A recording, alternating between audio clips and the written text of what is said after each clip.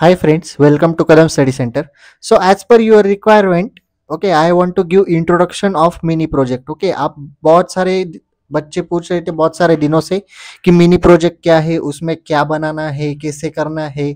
Okay, सबसे पहले बात मैं क्लियर कर देता हूँ. इसमें डॉक्यूमेंटेशन है, कंप्लीटली डॉक्यूमेंटेशन है, कोई भी कोडिंग नहीं है. ओके, सिर्फ आपको डॉक्यूमेंट यानी पीडीएफ बनानी या फिर वर्ड में टाइप करके आपको प्रोजेक्ट सबमिट करना है. ओके, कंप्लीटली डॉक्यूमेंटेशन है. Again I repeat that, documentation है, नो कोडिंग. ओके, सो इसलिए इजी है. तो सबसे पहले सिलेबस देखो, मिनी प्रोजेक्ट है, internal marks and external marks same as पर other subject. Okay, 15 and 35 pattern. Okay, so इसमें 5 असाइनमेंट है.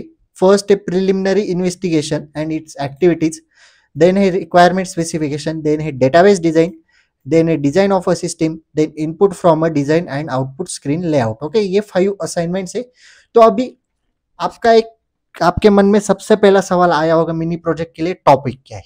तो टॉपिक आपको मैनेजमेंट सिस्टम लेना है. मैनेजमेंट सिस्टम में जैसे कि हॉस्टल मैनेजमेंट सिस्टम लो, एरोप्लेन मैनेजमेंट सिस्टम या फिर एयरलाइन मैनेजमेंट सिस्टम या फिर क्या बोल सकते हैं PG management system, hotel management system, then college management system, etcetera etcetera, library management system. आप बहुत सारे टॉपिक ले सकते हो या फिर चैट जीपीटी को भी पूछ सकते हो. ओके, जो मैंने टॉपिक बताए उसमें से भी ले सकते हो. ओके, आप डायरेक्टली कॉलेज मैनेजमेंट सिस्टम भी ले सकते हो. ओके, अपने हिसाब से चूज करो. अभी अगर आपने ये बुक देखी होगी, लैब बुक आपकी प्रैक्टिकल की, डीएस एंड डीबीएमएस की, मैंने शेयर की है ऑलरेडी आपको पीडीएफ. ओके, ग्रुप पे अगर आपने देखी होगी तो उसमें लास्ट में जो 64 नंबर का पेज है, सेकंड लास्ट पेज, उसमें लिखा है फील्ड प्रोजेक्ट. तो उसमें आपको बताया गया है, देखो यही टॉपिक है. तो देखो, सबसे पहले आपने कौन सा भी टॉपिक लिया, सपोज आपने होटल मैनेजमेंट सिस्टम लिया, तो उसमें क्या है, preliminary and investigation and its activities में आपको क्या करना है. देखो मैं जूम करता हूं. ओके, आपको क्या करना है उसमें, problem identification definition, hotel management system में क्या प्रॉब्लम है उसे आपको आइडेंटिफाई करना है. देन प्रॉब्लम डिस्क्रिप्शन, प्रॉब्लम के बारे में लिखना है.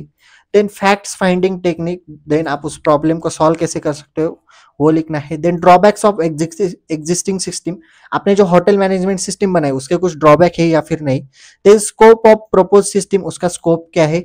Feasibility study. ओके, ये सारे पॉइंट्स आपको कवर करने. देन असाइनमेंट 2 में रिक्वायरमेंट स्पेसिफिकेशन, उसमें आपको data requirement of the system, क्या डेटा लगेगा. Identify and users of the system, and users यानी कि क्या, जो व्यू लेवल के होते हैं वो एंड यूजर्स होते हैं, वो आपको पता है. Then input data to the system, data क्या इनपुट देना है. Then output information from the system, उसमें से हमें क्या इंफॉर्मेशन मिलेगी. Then functional non functional processing requirement of the system, उसकी रिक्वायरमेंट क्या है, फंक्शनल नॉन फंक्शनल क्या प्रोसेसिंग है वो आपको देखना है.